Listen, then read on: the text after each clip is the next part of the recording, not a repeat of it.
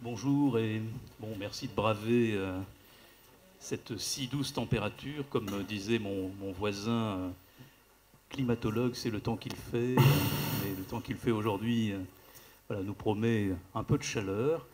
Je vais essayer de me tenir à l'heure, puisqu'on m'a demandé de me tenir à l'heure, c'est-à-dire terminer à l'heure de fin voulue.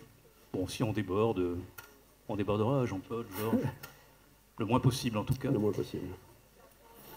Alors, deux inventeurs de l'aventure éditoriale contemporaine, à l'occasion des 40 ans de Verdier, c'est ce qui est écrit sur le programme du banquet du livre. Euh, Depuis 5 jours, j'ai essayé d'entamer un court et subjectif travail de mémoire, de ressouvenance dans Corbière Matin sur l'édition contemporaine, pour une façon aussi de saluer ces 40 ans. C'est un travail qui m'a été proposé par Jean-Michel Mariou et que j'ai accepté. C'est un travail qui me permet de recroiser quelque chose qui me tient beaucoup à cœur à Ombre Blanche depuis toujours, qui est la notion de catalogue. Et vous le savez, pour Verdier, cette notion a été réalisée dans ce magnifique catalogue des 40 ans. Mais bon, il faut le dire, il y en a d'autres. Ils ne sont pas tous jaunes, ils peuvent être blancs. Et j'en ai deux là sous les yeux. Donc le dernier, l'avant-dernier que tu as fait, donc 81-2001, le temps qu'il fait. Et puis Jean-Paul, c'est plus un livre, c'est qu'un catalogue, c'est autant une revue. Voilà, C'est les deux. le deuxième volume de ce travail de recension Ouais. des publications de William Blake. Le deuxième volume s'appelle Le devoir de maintenir le livre s'impose dans l'intégrité. Je les montre. En voilà un et voilà le second.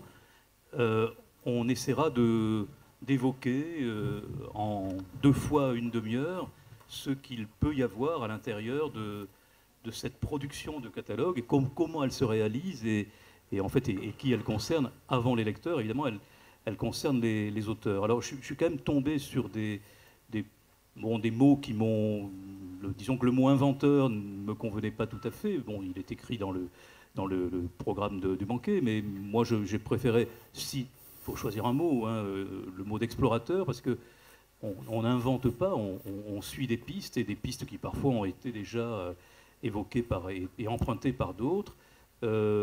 Concernant l'aventure, oui, alors au sens peut-être où l'édition, c'est un métier aventureux. Voilà, je ne sais pas si c'est vraiment une aventure, mais c'est un métier aventureux, c'est un métier à risque. Il y a même un côté audacieux, parfois téméraire, dans cette fonction de l'édition. Voilà, donc exploration, invention parfois, et surtout l'invention, ce serait plutôt celle de la production de ce que je viens de montrer, donc la production d'un catalogue, un objet finalement qui est un objet sans plan, qui est un objet inconnu au départ. J'imagine bien qu'en 75 ou 76, quand vous avez commencé, ou toi Georges, quand tu as commencé en 81. alors, on ne sait jamais si c'est 81, 82, 81. voilà, 81, donc bientôt 40 ans, toi aussi, et vous les avez passés largement, Jean-Paul. Vous n'aviez pas dressé de plan, et pourtant, vous avez construit tous deux un catalogue, vous avez construit tous deux, vous avez pris à bras-le-corps cette profession, alors là aussi, profession, on peut se poser des questions, mission, pourquoi pas. Vocation, vous pourrez le dire, je sais que ce mot a souvent une consonance religieuse ou moins spirituelle, mais je crois que quand même il y a une vraie vocation dans ce qu'il y a d'engagement de la part de vous deux. Je crois que cet engagement, il est absolument pas, évidemment, on ne peut pas l'écarter, il n'est pas niable. Voilà, je prévois donc de faire cet interrogatoire en 2 temps. Mon voisin de gauche, on a un peu révisé, enfin je leur ai donné la règle du jeu tout à l'heure au déjeuner. Donc Georges Monti d'abord pour le temps qu'il fait, et puis Jean-Paul Michel. Et j'espère qu'on aura peut-être quelques minutes, on ne sait jamais, pour que vous vous entreteniez tous les deux sur ce métier que vous faites conjointement et qui vous unit. Et vous vous connaissez quand même assez bien, puisque Oui. vous êtes de ce même bord, non loin de Bordeaux, à Bordeaux pour l'un, non loin de Bordeaux pour l'autre, après être venu du nord de Cognac. Bon. Jean-Paul, L'extrême nord. Georges, je vais... L'extrême nord. Pardon? L'extrême nord, quoi. C'est l'extrême nord, oui. Et un autre type d'alcool, hein, Oui, ça c'est vrai. un peu plus corsé, mais bon, on verra aussi quel est celui qui a la vocation la plus corsée, nous verrons. Georges, la vocation pour l'édition a été finalement plus forte que celle de l'enseignement. Pour vous aussi, d'ailleurs, je crois un Oui, peu, oui. hein, puisque vous êtes passé plus longuement par là. Georges, cette vocation, elle est aussi passée longtemps par l'imprimerie. Oui, 25 ans. 25 ans. 25 ans, imprimeur, oui.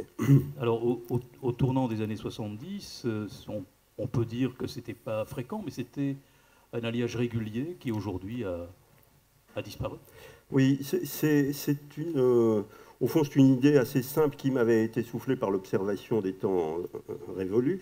C'est d'ailleurs à peu près vrai aussi pour l'édition. Mais en tout cas, cette idée de l'éditeur libraire, qui fut d'abord un éditeur-imprimeur, eh bien, il suffit de regarder l'histoire du livre pour se convaincre que c'est la bonne formule. Alors moi, j'avais un petit côté, nonobstant mes appartenances libertaires, j'avais un petit côté marxiste, comme beaucoup d'entre nous, et au fond, je pensais que détenir l'outil de production, c'était la bonne formule. Alors, je ne sais pas exactement si la réalité m'a donné raison.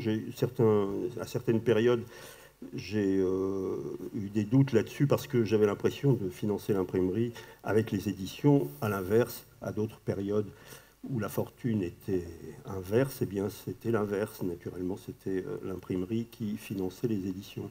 L'un dans l'autre, je m'y suis assez bien retrouvé. Et j'ai eu l'occasion, comme imprimeur, de travailler pour un grand nombre d'éditeurs de ma catégorie, c'est-à-dire de petits éditeurs. J'ai travaillé pour Jean-Paul Michel pour quelques livres, par exemple, mais beaucoup d'autres, pour Nadeau, j'en ai fait pour Ombre, j'en ai fait pour beaucoup d'éditeurs que ça m'a permis de rencontrer, de connaître, et avec lesquels j'ai noué des alliances, véritablement. Donc ça, c'était très précieux, et je suis reconnaissant à cette expérience pour cette raison particulièrement. Et tu as fait un apprentissage non loin de chez toi, dans la région de Cognac, chez quelqu'un qui, lui, finalement, a continué d'opter pour le métier d'éditeur, mais dans des circonstances... Oui, là, je dois effectivement citer son nom, oui, et lui rendre hommage. Il est toujours d'ailleurs actif, mais il a beaucoup réduit sa voilure. Aujourd'hui, il travaille que pour lui-même. Mais nous avons appris les rudiments de l'imprimerie ensemble. On s'est mis de l'encre littéralement jusqu'au coude. Et je pense que sans lui, j'aurais peut-être pas franchi le pas. C'était tout à fait gonflé d'être sans apprentissage particulier, sans compétence, de se dire bon ben voilà, j'achète une machine en plus avec les moyens du bord. Donc c'était forcément des machines fatiguées, usées, etc. Et puis j'imprime, je verrai bien. Bon, je dois dire que c'est une expérience tout à fait riche d'enseignement. Alors, à cette enseigne à laquelle tu donnes le nom du seul roman d'Armand Robin, on y reviendra peut-être, tu vas avoir, comme tous les éditeurs, ce souci de la langue, de l'écriture, du roman, de la nouvelle, de la poésie, on y viendra aussi peut-être plus particulièrement. Et on dit, à propos du catalogue du temps qu'il fait, il est dit une littérature des discrets. Alors j'en cite quelques-uns. André Dautel, que tu vas reprendre, dont tu reprends quelques textes. Jean-Loup Trassart, dont tu es devenu l'éditeur principal avec Gallimard.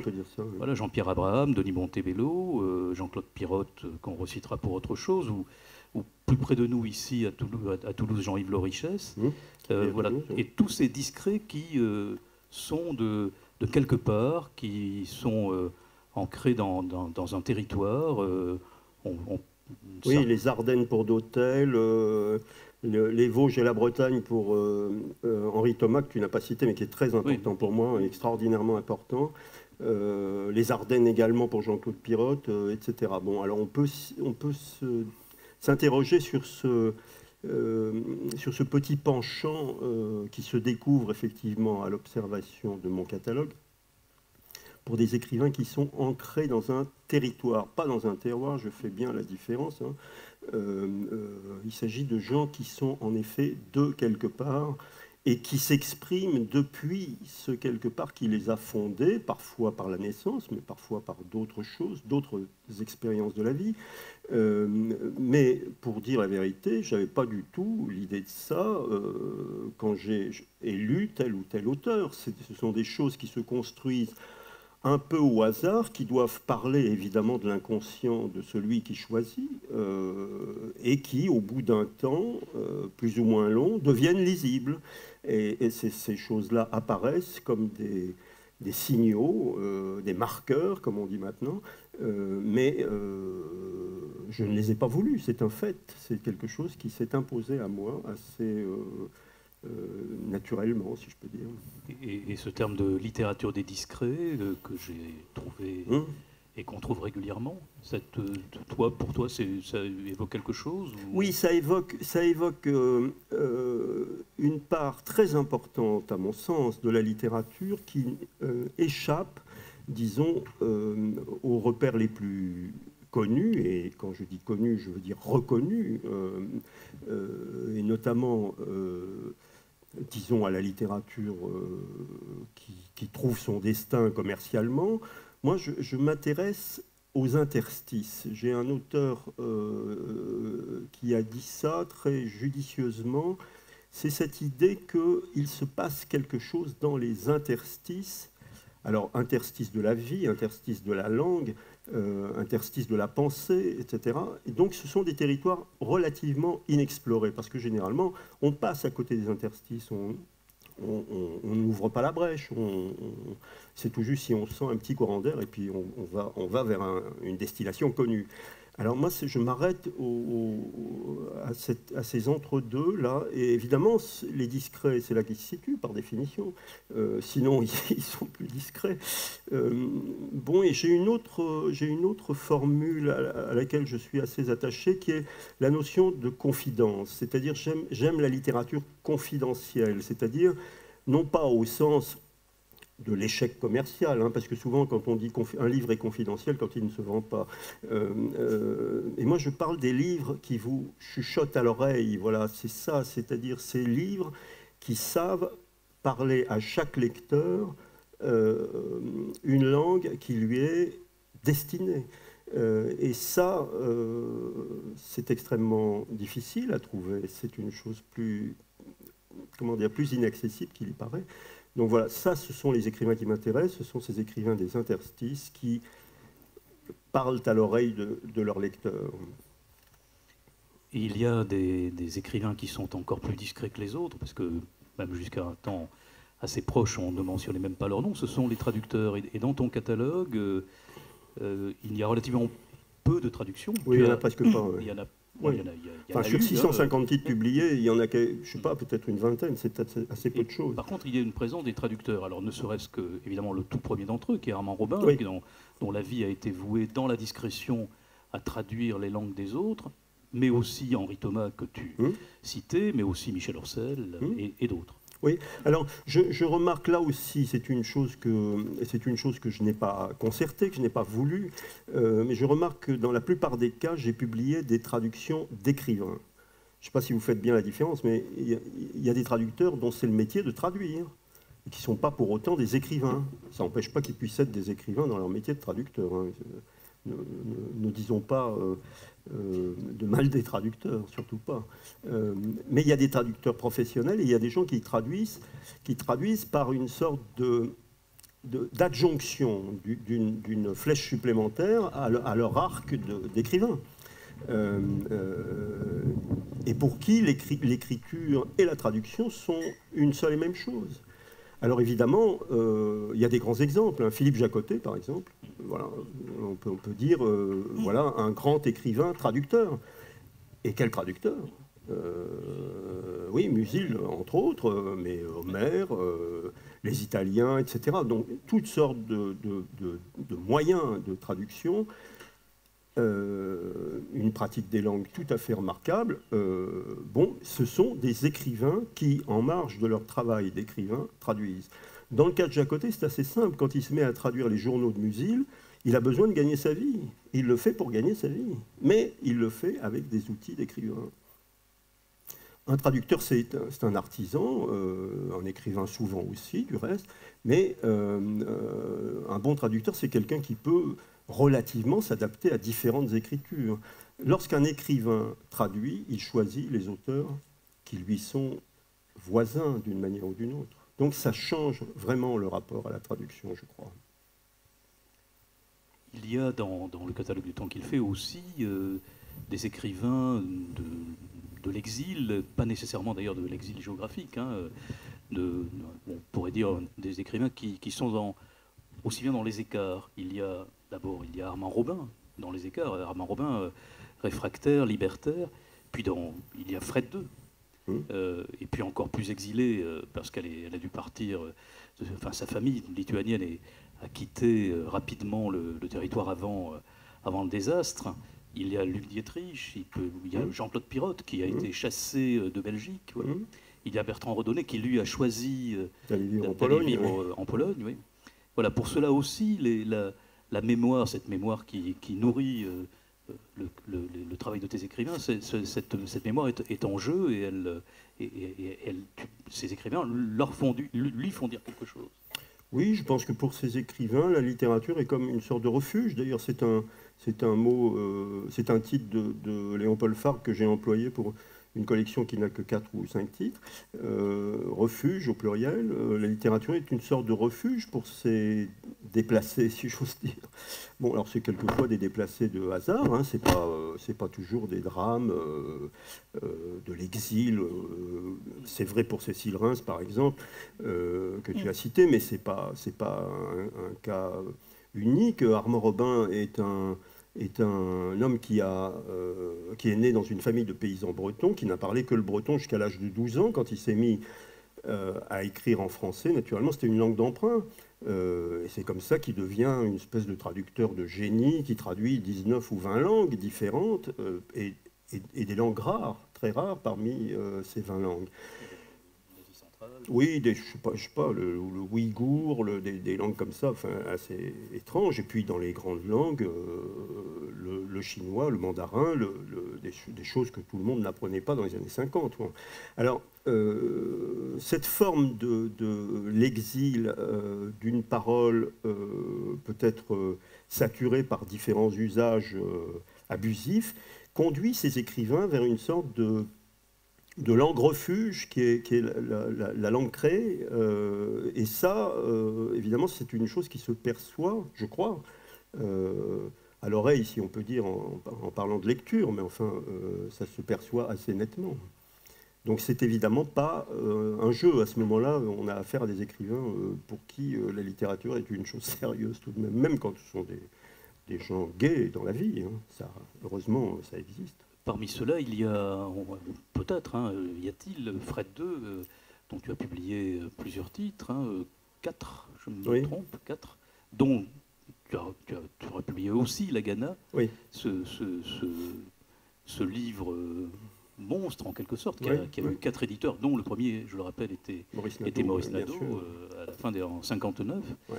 Voilà, un autre. Alors je peux dire un mot là-dessus parce que pour moi c'est aussi une chose assez importante qui caractérise assez bien, je crois, mon travail d'éditeur. C'est-à-dire que lorsque je publie La Ghana, je fais quelque chose que n'importe quel éditeur peut faire. Je me fais infiniment plaisir. C'est-à-dire que je publie un livre qui a été pour moi un livre fondateur, un livre marquant dans ma jeunesse, etc.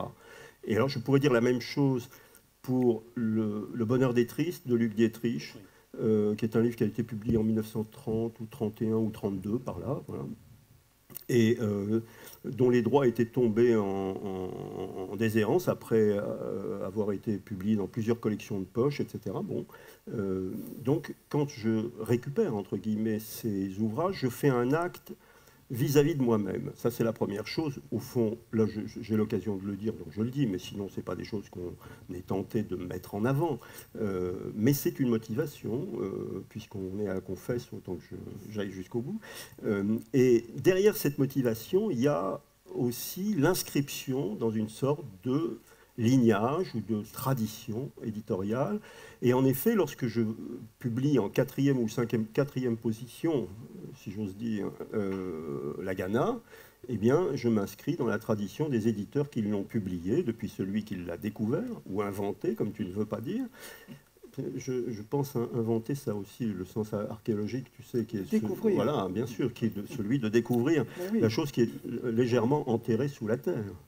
Quant à Jean-Paul, lui, il invente le lecteur, on en parlera tout à l'heure, puisqu'il a... C'était expressément mon but. Voilà.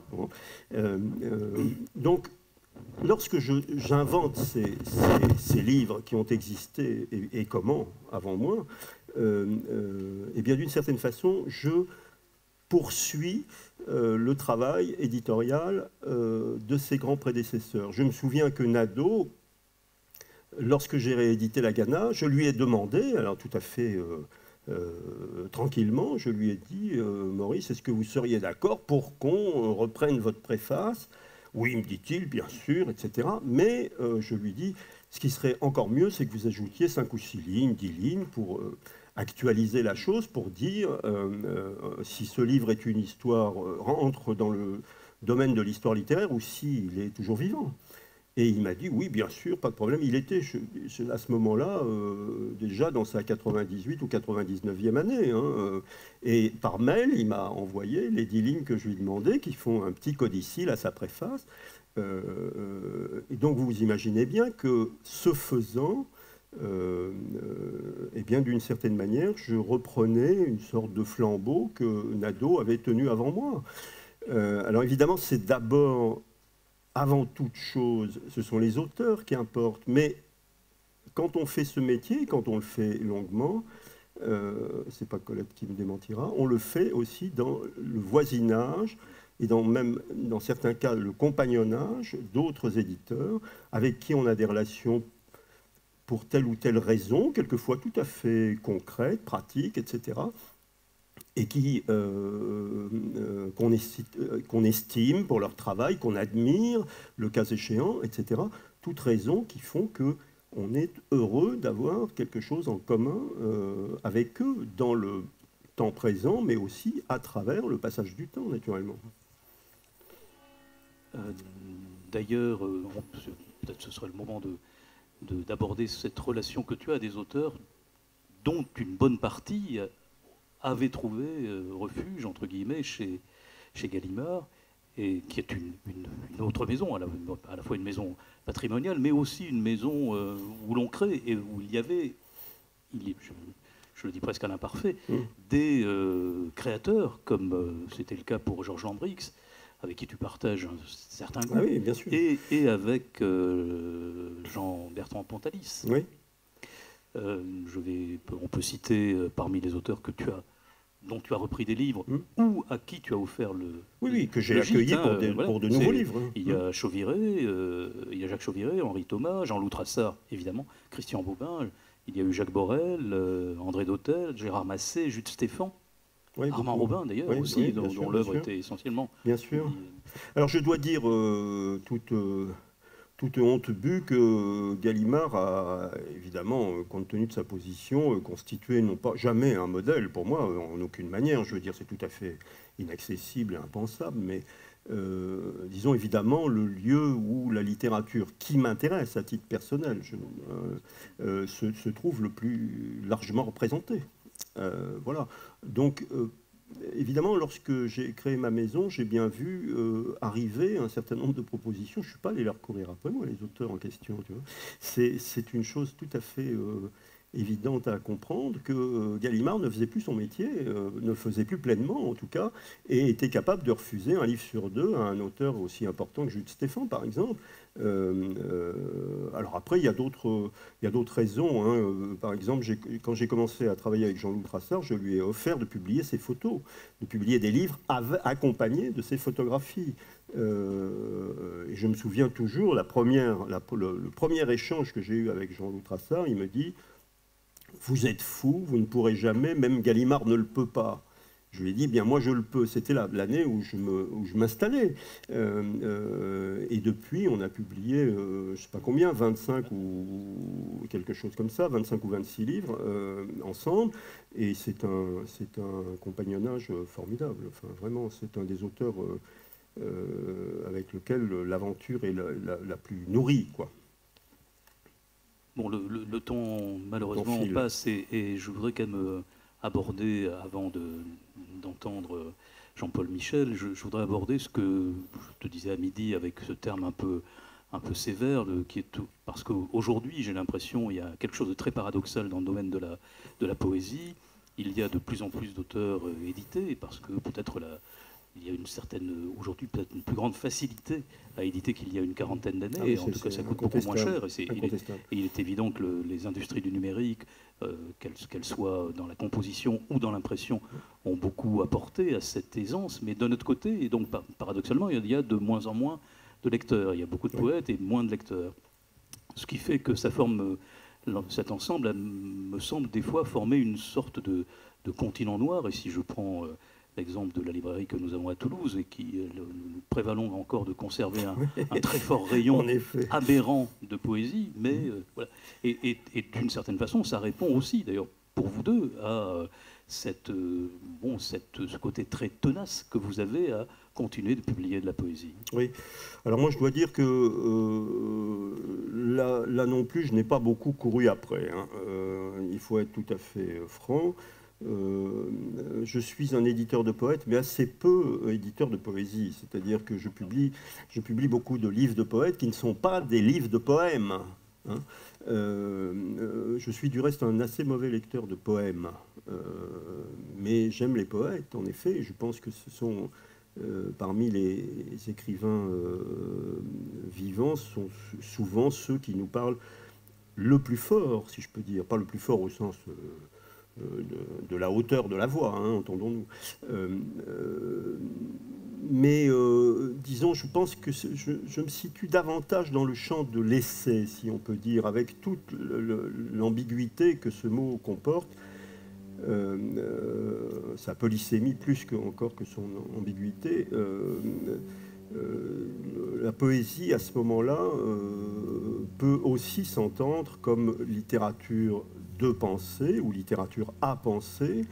Et je dois dire que depuis maintenant un certain temps, je suis plutôt tenté de publier des gros livres de poésie que des plaquettes, comme disait, je ne sais plus quel poète de Belgique, j'évite la sclérose en plaquettes, et je publie des gros volumes, parce que je pense qu'il y a à ce moment-là une utilité réelle à publier, à rassembler des œuvres.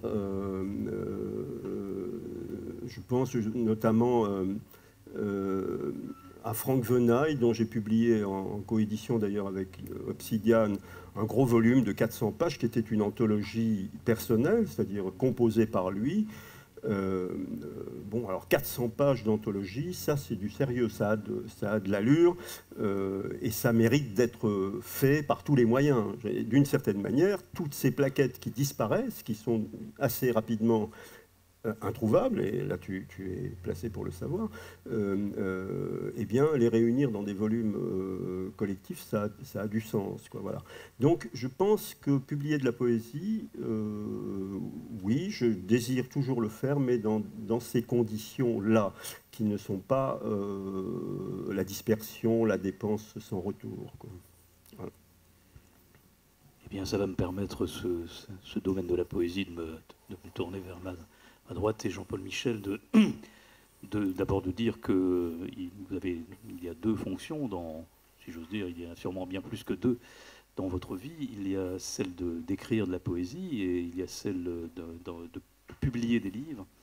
Et à cet effet, alors là, je précise d'ailleurs que vous pourrez faire connaître cette poésie tout à l'heure en parlant et en la signant dans la librairie où nous avons un certain nombre de vos livres publiés par un bon nombre d'éditeurs, dont Flammarion, qui a, dans la collection d'Yves Dimano, publié 4 volumes de recueil de vos travaux, dont certains d'ailleurs avaient été publiés par vous-même, par vos soins, dans cette maison William Blake & Co. que vous que vous fondez en 1975, après avoir fait quand même des essais déjà, un premier essai lorsque vous avez 17 ans.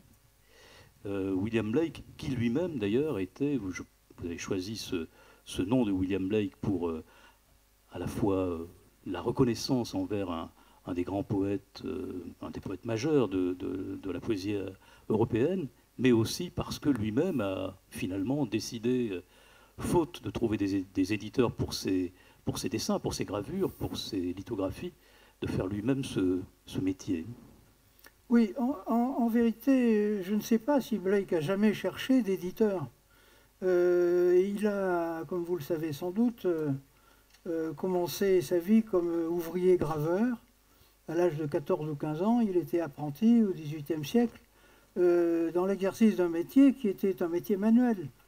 Et lorsqu'il s'est découvert poète, il y avait quelque chose de tout à fait naturel pour lui à graver sur des petits morceaux de métal que son patron lui concédait à sa demande, tout simplement parce qu'on ne pouvait rien en faire d'un point de vue commercial. Il y avait quelque chose de tout à fait naturel de pousser l'acte de l'écriture jusqu'à son inscription sur un support que professionnellement il a été à même de reproduire, de telle sorte que je ne crois pas que Blake ait jamais été pendant toute sa vie à la recherche d'un autre éditeur que lui-même. Les éditions s'appellent William Blake & Company, évidemment, en référence à cette situation tout à fait exceptionnelle, unique dans l'histoire de la littérature en Occident. Il n'en va pas ainsi en Orient. Le poète traditionnel de la Chine ou du Japon a toujours peint son poème lui-même.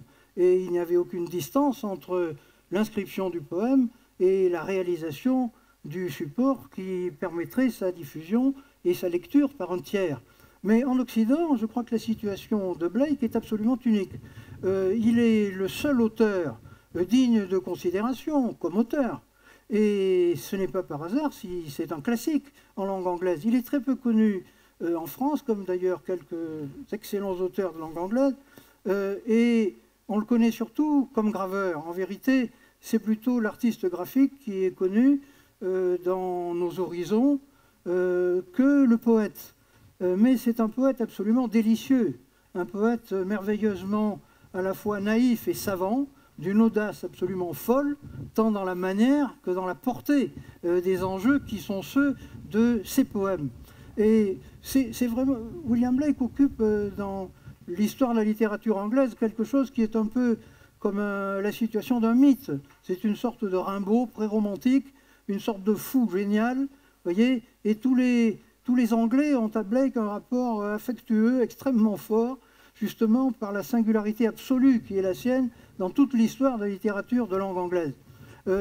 La religion de Blake dans les pays anglo-saxons est telle que je crois qu'on connaît en tout et pour tout aujourd'hui quelque chose comme 23 ou 25 exemplaires de livres qu'il a fabriqués lui-même en les imprimant d'un bout à l'autre, parce qu'il ne les imprimait que pour un destinataire particulier qui lui en passait la commande spéciale.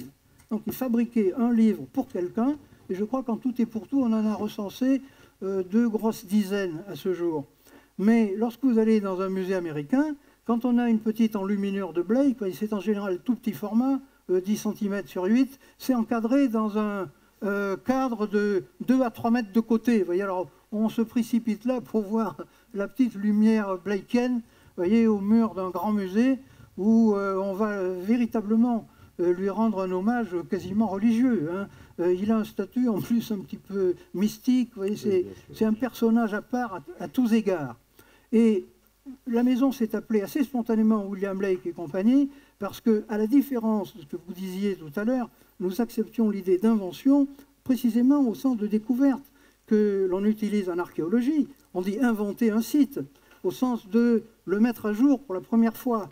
Et mon mot d'ordre personnel étant, depuis que j'avais lu cette phrase qui m'avait semblé dire ce que devait être le devoir de ma vie, étant la célèbre citation de Rimbaud, « Les inventions d'inconnus réclament des formes nouvelles », je n'avais pas le choix que de mettre la main à la pâte pour essayer de voir ce à quoi je pourrais être bon dans cette sorte de défi ou de compétition. Et je dois dire que dès le départ, ce qui m'a conduit à fabriquer des livres, c'était vraiment la volonté d'inventer quoi? des possibilités nouvelles de lire, des possibilités nouvelles d'inscrire ce qui avait pu être écrit et des manières nouvelles, disons, d'aller au-devant d'une manière qui devait être nécessairement tâtonnante, mais précisément cela ajouté à son prix, et je dirais blakeyenne autant qu'il serait possible. C'est-à-dire Blake n'était pas quelqu'un qui tirait des plans sur la comète, hein. Il vivait au jour le jour, il saisissait l'occasion quand elle passait, et ses poèmes sont à la fois, je pense au Chant de l'innocence par exemple, d'une merveilleuse naïveté, et dans d'autres cas, ce sont des envolées presque inintelligibles d'un mysticisme prophétique tel qu'on s'y perd. Vous voyez, on ne sait plus très bien à la fin ce qu'est la prophétie blakeyenne, mais ce qu'il y a de sûr, c'est qu'elle est portée par une qualité et une intensité d'investissement subjectif qui fait qu'on est complètement cloué devant ce truc presque inintelligible. Vous voyez, il discute avec les prophètes de personne à personne. Il forme des vues et il fait des objections à Dieu. C'est pas un interlocuteur parmi d'autres. Bon, bref, je ne prétendais pas à la folie de Blake, encore qu'elle m'impressionna beaucoup, dans le sens le plus favorable du terme, comme précisément relevant de ces inspections, de ces exceptions dont il me semblait que la poésie avait besoin, et l'édition avait le devoir de tenter d'en mettre à jour autant qu'il s'en présente. Au récit d'aventure, il était donné qu'il s'en présenta. Et je dois dire que du début à la fin, ne m'ont véritablement saisi, requis, et en quelque sorte enjoint avec une absolue nécessité de les publier, que des textes qui avaient ce pouvoir de surprise. Donc les inventions d'inconnus réclament des formes nouvelles, ça me semblait une sorte de mot d'ordre qui allait de soi. Et en vérité, le reste ne m'intéressait pas. D'autres l'avaient déjà fait, l'avaient déjà dit, on l'avait lu ailleurs. Donc il fallait se tourner nécessairement vers quelque chose que l'on n'ait pas déjà vu, déjà lu, déjà dit, en tout cas ainsi.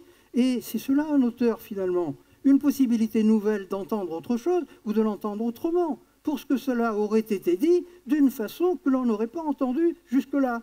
Si bien que mon programme était tout à fait simple, ne pouvait me requérir que ce qui me surprendrait assez pour que je me sente absolument tenu à lui donner vie de façon visible et tangible dans un livre. Alors venons-en à des formes nouvelles. Le nom de William Blake figure sur toutes les couvertures de vos livres, oui, évidemment. Bien sûr. Par contre, vous n'avez jamais, dans ma recherche, vous n'avez jamais édité de poèmes de William Blake. Si, bien sûr que si. Ou alors à l'intérieur de volumes. Non, pas du tout, pas du tout. Bon, nous avons publié une édition absolument blakeyenne, alors d'un bout à l'autre, si je puis ainsi parler, des Proverbes de l'enfer de Blake, dans une traduction nouvelle, et dont l'ouvrage est entièrement calligraphié, imprimé manuellement à la plume, en un exemplaire qu'on a reproduit en offset, mais avec des interventions physiques absolument incroyables. Par exemple, il y a des figures embouties à la feuille d'or dans les exemplaires courants de librairie. Hein. L'ouvrage, non, il est dans le volume précédent du catalogue. Les Proverbes de l'enfer, en édition bilingue, c'est un texte de Blake publié blakeyennement, entre guillemets, hein, parce que dans le William Blake et compagnie, vous voyez, le petit et compagnie mérite un commentaire. Ce et compagnie est évidemment à la fois ironique à notre égard, hein, et d'autre part une manière d'hommage évidemment à l'expérience blakeyenne. Mais il y avait un précédent, c'était le Shakespeare and Company, qui avait donné l'édition originale de l'Ulysse de Joyce. Le Shakespeare and Company nous était tombé dessus, si je puis dire, de plusieurs côtés différents. D'abord l'édition originale de Joyce, et d'autre part la merveilleuse librairie de George Whitman qui s'appelait Shakespeare and Company. Moi, quand j'avais 16 ans, j'allais dormir à Paris, au premier étage de la librairie de Whitman. Et donc, Shakespeare and Company nous était cher à beaucoup d'égards. Et évidemment, William Blake and Company, c'était une manière d'adresser un signe d'amitié à ses voisins tout à fait admirés. Alors, dans un texte de ce deuxième volume de ces années de travail, de ces années pour les écrivains et pour les poètes, il y a un texte de bonne foi magnifique sur William Blake qui se termine par, je ne vais pas le lire intégralement, ce serait trop long, cette affirmation est le livre. Voilà, à propos de Blake, cette affirmation de toute sa vie, c'est le livre. Pour vous aussi, vous avez décidé que cette affirmation serait le livre, et dans ces formes nouvelles, une des choses qui est la plus visible dans dans cet ensemble de livres que vous avez publiés depuis maintenant 45 ans, désormais 45 ans, il y a justement des formes choisies, des tailles choisies, des papiers, bien sûr, oui. et ce soin pour des choses régulièrement nouvelles, on va dire ce refus, cet écart de la collection, cet écart de l'usage de la collection, c'était aussi, c'était dès le départ, ou tout ça est venu, les choses elles viennent comme elles? Non, si vous voulez, la situation est deux fois paradoxale, mais avec ces deux paradoxes, ça fait une évidence tout à fait banale. D'abord, on ne choisit rien, ensuite on choisit tout. Ce qui doit se faire, se fait. Point n'est besoin de tirer des plans sur la comète savamment pour atteindre des fins qu'on aurait mitonnées d'une façon spéciale. Toutes les choses vraiment surprenantes procèdent d'une nécessité profonde, et ce qui procède d'une nécessité profonde produit avec nécessité des effets durables. Le premier livre que j'ai imprimé comme éditeur, j'avais 16 ans. C'est pour avoir lu 2 vers d'un poète parfaitement inconnu, marocain de surcroît, édité par Claude Royer-Journoux sur une plaquette imprimée sur une petite offset de bureau anglaise, où les accents avaient été mis à la main parce que la machine ne les possédait pas. C'était un poème de Mohamed Kheireddine qui faisait 8 pages. Donc tu vois, il ne faut pas se méfier toujours des plaquettes. Certaines peuvent être merveilleuses. Je te rappelle qu'Une saison en enfer, c'est épais comme ça. Et Nausée noire de Kheireddine, puisqu'il s'agissait de ça, j'en ai lu 2 vers, j'avais 16 ans et j'ai dit je veux rencontrer ce type. Et je me suis mis à le chercher. Et 6 mois après, par des biais divers, un jour, j'avais mobilisé là, tout ce qui pouvait l'être en France et en Navarre et au-delà. Et par le biais de la Belgique, un type m'a dit « Ça y est, j'ai trouvé Kheireddine, on a rendez-vous le 1er janvier 1966 à la terrasse de la brasserie qui est en face de la gare de l'Est, rendez-vous à 10 h du matin. » J'habitais le centre de la France, je voyageais en autostop, je peux vous dire que j'étais à l'heure. La réunion a commencé à 10 h, elle s'est terminée à 20 h, et cela a duré toute notre vie. Bon, j'ai publié un livre, le premier du genre. À l'époque, ça ne s'appelait pas encore William Blake & Co., mais de beaucoup, c'est le livre le plus blakeyien que j'ai jamais fabriqué, puisqu'il était entièrement fait avec du matériel de récupération. D'abord, une presse d'imprimerie que m'avait donné un autre passionné, un artiste de l'art brut qui s'appelait Jean Vaudaine, qui publiait une petite revue merveilleuse au fond de son jardin en Moselle, et qui m'avait dit, si tu veux apprendre l'imprimerie, viens chez moi en Moselle, je t'héberge tout le temps que durera ton apprentissage. Un jour, il m'a dit, je te donne une presse, trouve une camionnette pour la charger, tu l'installeras à Brive, mais ne t'attends pas à faire des exploits. L'imprimerie est un métier compliqué, ça s'apprend lentement, enfin, etc.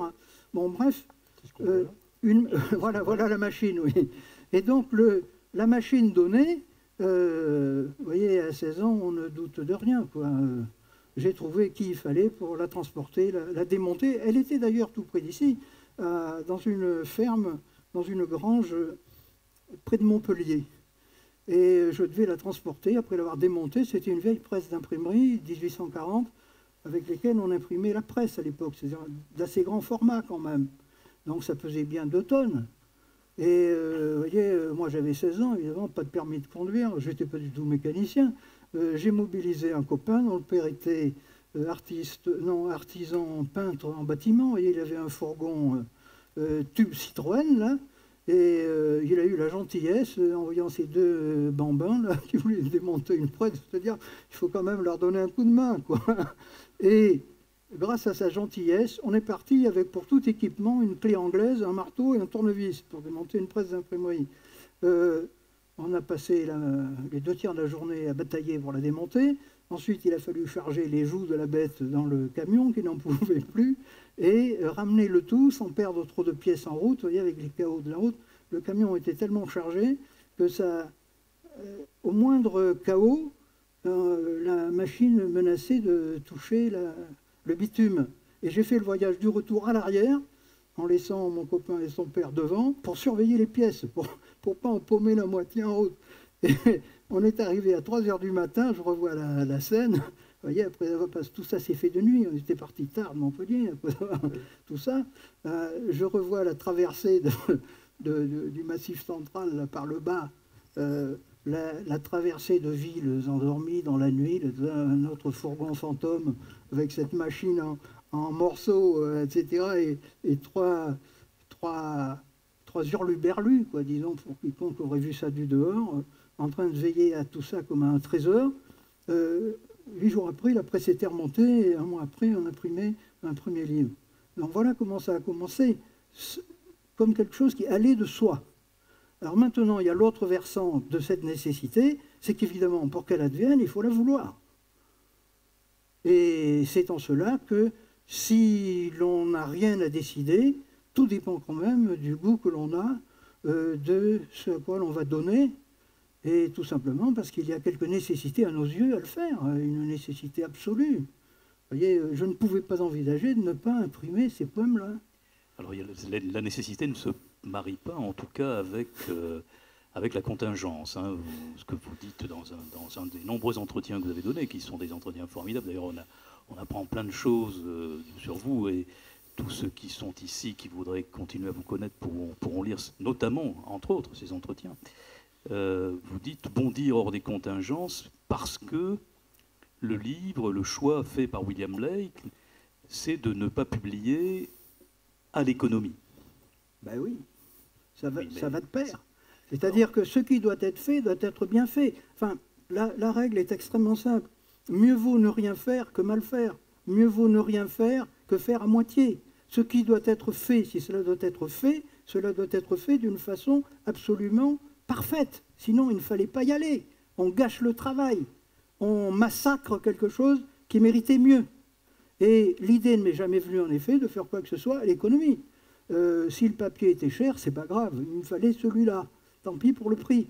Et quant à la peine physique, au temps physique que l'on donne, on ne le compte pas. C'est la vie même. Ça n'entre pas dans la balance des coûts et des calculs de profit. En tout cas, dans ce genre de choses. Donc, si on ne compte pas son temps, et si on ne fait que des choses avec le sentiment de la nécessité de les faire, ça ne coûte rien. Du coup, on peut se consacrer ses faibles ressources à ce à quoi il faut absolument les donner, c'est-à-dire, en effet, la qualité du travail. Donc, dans cet écart d'une économie, on va dire relativement avec ces méthodes traditionnelles, il y a l'usage que vous revendiquez depuis, comme étant un héritage de bataille de certains autres, hein, du don et du contre-don. Vous citez aussi ce terme de potlatch, pris dans les sociétés de l'océan Pacifique, hein, comme un modèle. Mais bien sûr, mais quel est dans son fond le statut d'une œuvre poétique? Je ne vois rien de plus juste que de dire que cela procède d'un don. Du don de quoi? De quelque chose d'incalculable. Donc d'une part, on n'a pas le loisir de ne pas le remettre en jeu toutes les fois qu'il se présente que l'on doit agir, et d'autre part, il faut bien admettre que c'est la seule réponse qu'il nous soit possible de faire. Et touchant le fait de l'écriture, parce que si l'on veut parler sérieusement de l'édition, c'est de l'écriture qu'il faut parler. L'éditeur n'est jamais qu'un comparse, qui n'est pas inutile. Il y en a de meilleurs que d'autres, de plus audacieux que d'autres, de mieux avisés que d'autres. Mais enfin, ça reste quelqu'un qui est pris dans une nécessité qui le dépasse. Et la nécessité qui le dépasse, c'est celle du destin d'un texte. J'ai mis des années et des années et des années à comprendre quelque chose d'extrêmement simple, qui contrariait profondément certaines de mes intuitions initiales de l'adolescence. Je m'étais représenté, d'une manière peut-être excessivement rimbaldienne, enfin rimbaldienne avec beaucoup de guillemets, l'acte d'écriture comme devant être un pur et simple acte de transgression.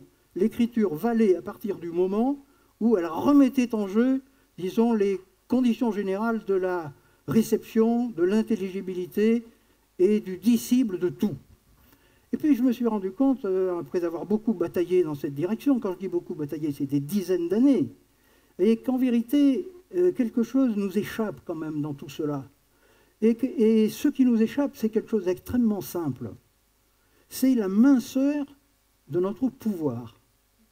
Et le jour où j'ai découvert à quel point les efforts les plus désespérés, des auteurs les plus audacieux, ne relevaient malgré tout que d'un énorme pouvoir, j'ai eu l'impression de toucher à une vérité supérieure qui ne m'est apparue que tard, mais que d'autres avaient déjà dite. Et celui qui a été en quelque sorte le révélateur de tout cela, ça a été Kafka.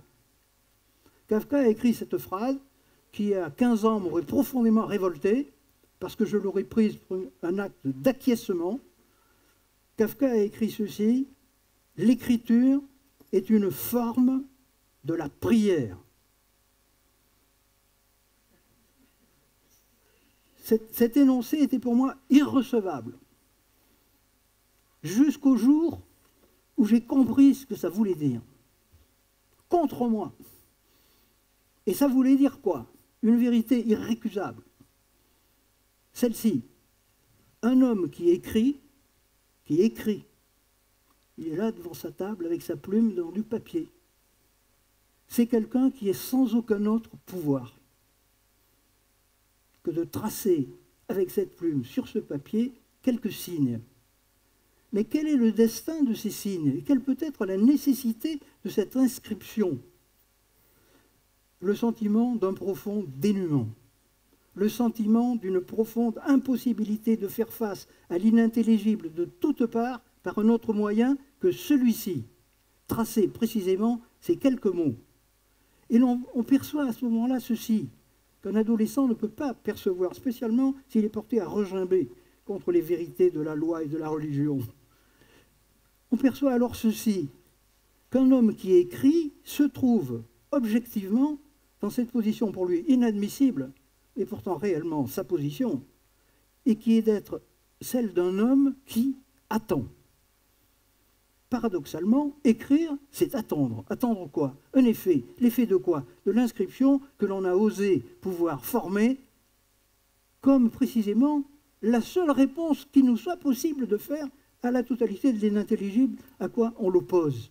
Alors vous vous retrouvez dans cette situation paradoxale de vous découvrir au moment même où vous vouliez absolument pourfendre la totalité de ce qui devait être reçu dans la position de quelqu'un qui est parfaitement incapable de faire quoi que ce soit d'autre que d'attendre l'effet en retour du seul instrument dont vous disposez pour faire face, et qui est précisément d'écrire.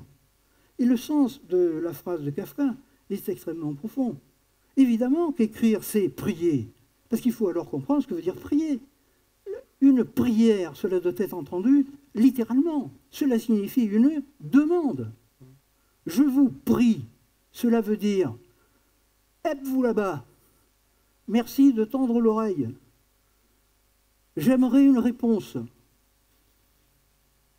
Donc cette posture, voyez, de ne pouvoir faire rien d'autre que d'essayer de faire un barrage contre l'impensable, avec quelques mots qui ne sont pas du tout à même de conclure, sous aucun rapport, mais de vous laisser seulement démunis dans la position d'attendre la plus incertaine des réponses possibles, la moins concevable, avec un peu de sang-froid, de quelque réponse que ce soit. En vérité, que voulez-vous bien attendre? Eh bien, rien d'autre que l'effet de ce qui pourrait suivre de ces quelques signes que vous avez cru devoir tracer, et qui était en vérité le seul pouvoir qu'il vous était possible d'activer. Et le paradoxe de l'écriture, ce n'est pas du tout qu'elle ne peut rien. Elle peut infiniment. D'abord susciter une certaine attente, diriger vos regards dans une certaine direction, diriger précisément l'attente qui peut être la vôtre dans un sens que rien d'autre que cette écriture-là n'aurait la possibilité précisément de formuler ou de former. Et qu'est-ce que c'est qu'un écrivain? C'est cela, c'est celui qui ouvre des portes à des attentes jusqu'ici non formulées. Et il n'est pas du tout le maître des réponses qu'il est possible d'en recevoir. La première de ces réponses étant une lecture. Que peut bien attendre un écrivain si ce n'est d'avoir un lecteur? Et que peut-il attendre d'un lecteur si ce n'est d'avoir suscité peut-être chez lui la chiquenaude qui fera que l'autre, en effet, pourra s'appuyer sur cette question pour en faire quelque chose à son tour pour lui-même? Voyez, qu'est-ce que c'est qu'un texte en dernier ressort? C'est le dernier et le seul point d'appui dont nous puissions disposer. Qu'est-ce qui fait que nous relisons toujours les mêmes livres? C'est parce que nous avons besoin d'un point d'appui. Chacun le trouve où il le peut. C'est ce pourquoi il y a une grande variété de livres, une grande variété d'auteurs, une grande variété de lecteurs. Mais chacun dans son mince compartiment, vous voyez, j'allais dire à sa table de peine, vous voyez, aimer les questions qu'il peut, c'est-à-dire celles dont en vérité il n'a pas le choix, mais qui sans lui n'auraient peut-être pas été formulées ou pas formulées ainsi. Et qu'est-ce que c'est qu'un auteur? Celui qui précisément aura énoncé sur un certain mode que l'on n'avait pas jusqu'à lui entendu sous ces formes-là, et qui pourra faire dresser l'oreille à un inconnu quelque part ailleurs, on ne sait quand. Et ce que je trouve de merveilleux, et c'est en cela que la partie n'est pas perdue d'avance, c'est la faculté de rebond indéfini d'un texte dans le temps. Je ne cesse de m'émerveiller de voir combien quelques bribes qui auront rebondi comme cela dans les siècles nous rendent présents, vivants, nécessaires, Héraclite, Empédocle pour Hölderlin. Vous voyez, Hölderlin pour nous. Qu'est-ce que c'est qu'un texte? C'est ce point d'appui-là. Si ce n'est pas cela, ce n'est rien. Alors, dans ce champ, qui est vraiment celui d'un pari sur de l'impossible à chaque instant, il y va d'une manière infiniment sérieuse du sérieux de tout. C'est-à-dire que si l'on renonce à cette réponse, on baisse les bras, on laisse tomber. Si on n'y renonce pas, on se trouve pris dans cette sorte de folie qui nous fait attendre quelque chose dont nous n'avons aucune raison de penser que cela nous sera donné, mais que nous n'avons pas la possibilité de ne pas formuler. Et donc le mot de Kafka, finalement, est d'une parfaite modestie. Écrire, l'écriture d'une forme de la prière, ça veut dire finalement un misérable attend du secours. De quoi peut-il bien lui venir du secours? Eh bien, des effets de lecture éventuels, comment dirais-je, de la consolation que pourra lui donner le fait que 100 ans après, un inconnu tombant sur ces lignes va y trouver de quoi faire face. Ce n'est que cela, écrire. Et à mes yeux, c'est la seule chose qui justifie que l'on voue sa vie à une entreprise d'édition.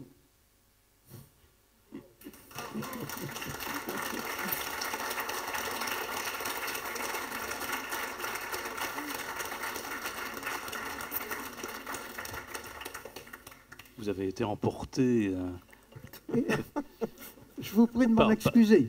Non, pas du tout. Je me dis, finalement, vous avez partagé de la correspondance avec Pierre Bergogneau, et on connaît chez Pierre Bergogneau cette même façon, lui aussi, de se laisser emporter. Peut-être, quand même, comme conclusion, on va se donner 5 minutes de plus, vous avez tous les deux en commun une chose, c'est d'être attentif aux artistes aussi, et pas seulement aux écrivains. Et d'ailleurs, vous partagez même d'une certaine façon le goût de certains artistes. Vous avez publié tous les deux les photographies de Bernard Faucon, les dessins d'Alexandre Holland, mais vous avez une façon probablement différente de vous accrocher à des artistes et de les confronter d'un côté à des écrivains, ou parfois des écrivains de les confronter à leur pratique, pour les uns de la photographie, pour les autres du dessin. Voilà, peut-être vous entendre tous les deux en conclusion sur cette partie de votre activité. Georges, tu veux commencer? Oui, j'avoue que je n'ai pas vraiment pensé à cette question, donc tu me prends un peu de court, mais j'ai commencé pour ma part à publier des livres d'écrivains photographes. Ça a été mon point de départ. C'est-à-dire que, et là c'est assez singulier comme pratique, parce que il s'agit du même auteur qui fait les deux choses, qui se charge du texte et des images. Et dans ce cas-là, évidemment, le dialogue est interne au propos, c'est-à-dire que l'auteur a deux modes d'expression qu'il fait se conjoindre. Alors c'est très différent lorsque, et la chose m'est venue ensuite par la pratique, ayant publié un assez grand nombre de livres d'auteurs photographes. J'ai commencé avec Trassard, et puis j'ai continué avec Jacques Lacarrière avant ça, avec Luc Dietrich, puisque j'ai publié un inédit fabuleux de Luc Dietrich qui est malheureusement épuisé à mon catalogue, qui s'appelle Emblèmes végétaux, etc. Enfin bon, un certain nombre de choses comme ça. Et pour finir, en effet, Gérard Massé, qui est le plus proche dans le temps, quoi. La chose est très différente lorsqu'il s'agit de confronter l'expression d'un plasticien, peintre ou photographe, peu importe, ou dessinateur, avec des textes d'un autre. Et là, il y a quelque chose qui se joue. Alors, c'est un peu la bouteille à l'encre, hein, cette question, parce que ça a fait les beaux jours de tas d'études universitaires depuis maintenant une vingtaine d'années, et pas toujours pour le meilleur. Donc je ne veux pas rentrer là-dedans, mais c'est une tradition dans l'édition française, et plutôt d'ailleurs dans l'édition de poésie, de faire des livres avec des peintres. Je dois dire, pour être tout à fait complet, qu'au départ, c'est un acte de soutien des peintres qui étaient reconnus, qui gagnaient de l'argent avec leurs œuvres, etc., aux poètes qui, eux, trimaient dans l'ignorance totale. Bon. Donc, ces livres qu'on appelle les grands illustrés modernes ont été pensés souvent pour des bibliophiles avec cet esprit. Et puis, peu à peu, la chose a évolué en passant dans le champ de l'édition industrielle, c'est-à-dire ce ne sont plus des ouvrages de bibliophilie tirés à très peu d'exemplaires, mais des ouvrages de librairie,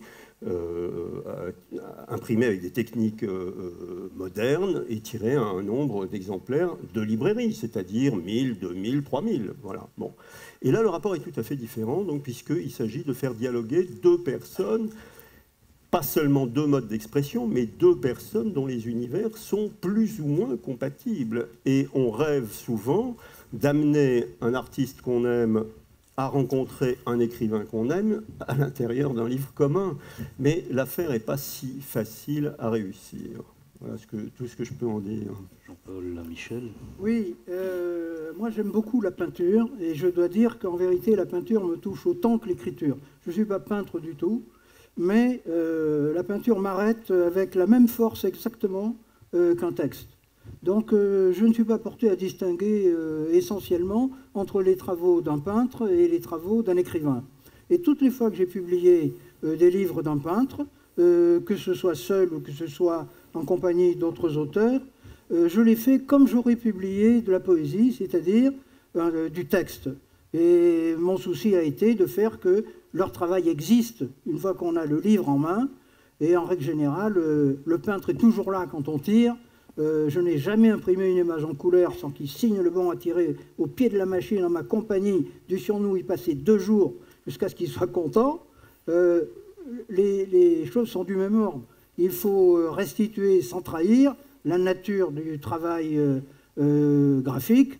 Et ma foi, on y arrive très bien. Et les peintres et les écrivains s'entendent très bien. Et il y a un mot de Rilke que je trouve très beau. Il dit « Tous les arts sont cousins dans le dos de la nature ». Il dit « Il y a une connivence de tous les arts dans le dos de la nature ». Et c'est exactement ça. Les peintres et les auteurs, en vérité, ils sont du même côté de la barrière. Ils ont la même sorte d'obstacles à affronter, par des voies évidemment tout à fait distinctes, qui sont celles de leur art en propre. Mais sur le fond, je ne sais pas, moi, quand je publie Hollande, il y a pour moi une évidence à la nécessité de publier ces dessins. Ça relève du sentiment de la rencontre d'une œuvre qui doit être défendue, proposée et présentée pour ce qu'elle est, c'est-à-dire précisément cette œuvre-ci. Bon, et en règle générale, la plupart des artistes sont assez faciles à convaincre quand on leur parle comme ça, parce que leur sentiment est exactement celui-là.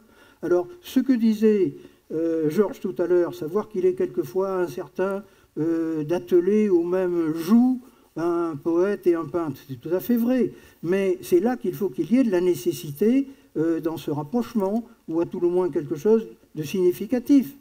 Je me souviens qu'à l'époque où nous militions, il y avait une formule merveilleuse comme ça, pour essayer de dire comment on peut faire des trucs à plusieurs alors qu'on n'est pas d'accord sur l'essentiel. Il y avait un mot d'ordre qui était « marcher séparément, frapper ensemble ». Et toutes les fois, je dois dire, que j'ai à fabriquer un livre associant un écrivain et un peintre, c'est ainsi que je pense. Pour le cas où il y aurait entre eux, vous voyez, du discord, ce qui n'est pas du tout la règle. Ce qui n'est pas du tout la règle, et en général, vous savez, il y a un mot merveilleux de Baudelaire à propos de la polémique, dans lequel il dit, vous savez, ne perdez pas votre temps à entrer en polémique avec des gens dont vous voyez qu'à l'évidence, ils ont de la valeur. Parce que même si vous n'êtes d'accord sur rien, un jour, vous serez du même côté tous les deux, en face de tous les imbéciles. Eh bien, mon sentiment est exactement celui-là quand je suis en présence d'un artiste. Bon, c'est un artiste ou c'est un faiseur ou un gommeux ou un bon à rien? C'est la seule question. Si c'est un artiste, il a tous les droits. Et je me mets à son service sans discuter. Si ça n'est pas un, il n'a pas besoin de moi et je n'ai pas besoin de lui. Et donc, la rencontre est immédiatement close des deux côtés avec accord réciproque. Bon, donc tous ensemble dans la librairie pour